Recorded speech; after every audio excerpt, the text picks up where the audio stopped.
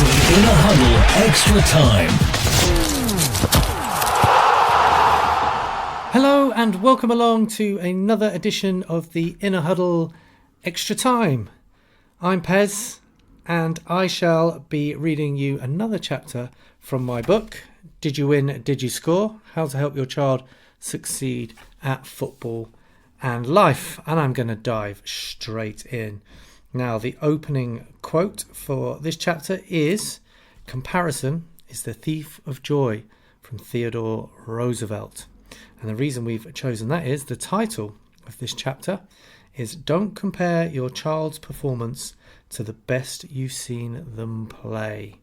Okay, it's a very important topic. The last podcast I did was "Don't Compare Your Child to Others, Wanting Their Attributes." This one is "Don't Compare Your Child's Performance to the Best You've Seen Them Play." And I'll dive right in. Don't compare your child's performances to their best ones. They will be inconsistent. This is another thing I've seen a lot over the years. A child will have a good game and suddenly parents will think they've cracked it. The child is suddenly at a different level. Well, it doesn't work like that. Children will be inconsistent. Adults are as well, for that matter. Even Messi and Ronaldo have had bad games, so young children will obviously have many. The problem is that lots of parents compare each performance against the best they have ever seen them play as some sort of benchmark. Anything below that standard is deemed a bad or average game. This is even worse if you are a parent who likes rewarding your child for good games. If this is something you do, then I strongly suggest you put a stop to it. I discuss this more in chapter 78. It's only ever acceptable to reward effort levels, and even then, I would do so cautiously. It's much better for children to put their effort in for intrinsic reasons rather than for external rewards. I watched a game recently where an under-11 scored a fantastic long-range shot. A parent said to the parent of the goal scorer, "That's worth at least £10, to which he replied, "It'll be at McDonald's on the way home." Now, it was a very good goal, but ever since then, the lad has been trying to recreate it and shooting from all sorts of places on the pitch. It has affected his decision-making, and not for the better. It's had a really poor impact on the child's development, even though it was done with the best possible intentions. Children learn more from the bad games than they do from the good ones, especially if parents and coaches understand this, embrace the process of it, and help guide them to aid their development. There are too many factors and variables in each match to compare performances.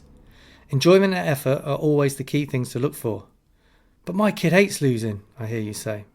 This behaviour has been learned from somewhere, probably mum and dad, and the sooner it is unlearned, the better. Fear of losing can have disastrous effects in terms of development and fulfilling potential and can lead to performance anxiety. I believe it's good for a child to want to win, and even more important that they try to win. However, whether they do or not is not that important. It's just an outcome, and one that nobody can have complete control over. What a player can control, and what can be encouraged and nurtured by you, is effort, attitude, and how to deal with victory and defeat. And it's from defeat and failure that the best life lessons can be taken.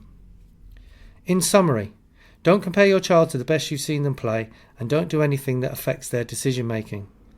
They have to explore the possibilities for themselves. You can only compare your child with their previous effort levels, not their performances, their actions and not their outcomes, especially if you can tie it into a goal to strive towards. In a season, a player should always be trying to narrow the gap between their best performance and their worst, but without continual comparisons to either. This is where consistency is found. I hope you enjoyed that one. I think it's very, very important. I've done it with my own child, and not just in football, at basketball, and in other endeavours that he's had. He'll have a good game, and then that's the benchmark that you set. So, well, I've seen you play better than that. I've seen you do this, and I've seen you do that. But children will be inconsistent, so it's very dangerous to keep striving towards that benchmark that you've seen maybe once. And as I've explained, there's too many variables that can affect that outcome and why they had that performance. And it's if a child has a performance like that and then they don't have another one for the rest of the season, parents can think that their child's plateaued or has taken a dip, and you kind of use it as evidence of where they could be or should be every game. And with that often follows with, well, I'll try and make them get to that level again because I've seen it, so I'll start paying them for goals.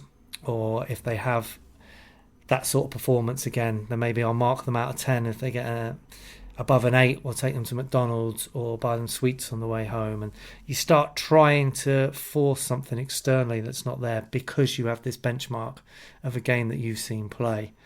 I suppose it's even worse if you have offered your kid a 5 or a goal and they've scored a hat-trick or something, and you think, well, that's worked. And obviously they're motivated by that, and then you start doing it every week, and then that dries up, so you try and be clever and think of other things, and it's a dangerous game to try and offer external rewards to get a reaction on the pitch, because it just doesn't work, and it's often completely unfair on the child. That was chapter 8 of my book, Did You Win, Did You Score, by me, Perry Cocking, How to Help Your Child Succeed at Football and Life. Please do like and share these and follow the podcast. I do these absolutely for free. Don't get anything for it. I try and put as much out there for free as I can, because I'm genuinely passionate about trying to help parents to help their children to be the best they can be. And I strongly believe that every child's born with their own innate potential, and it breaks my heart when I see children not fulfilling that potential, whatever that might be. Their potential might be to be in the Premier League, it might be just to be in the school team and playing well and enjoying the game for life. Whatever their potential is, I just think we have a duty as coaches and parents to try and help them fulfill that potential, and that's what my life's work is. Also should say, I don't like to sound like I'm preaching with these extra times in my book, and this is what you should do definitely, and it's a checklist of things, and if you do all these, your kid will turn out like that, because life's not like that, children aren't like that, sport's not like that, and football certainly isn't. My idea with this podcast and the book is just to use my experience of being in the pro game for many years, from Premier League level down to academy, and for coaching for now something like 23 years, just from my experiences of things that might be happening or you might need to be aware of. I'm sure there's plenty of kids who've had great football and done really well, who've been paid for goals and things like that. It's not an exact science, but I do feel my responsibility to inform people and let them know the possibilities that are out there. And you know your child or children best.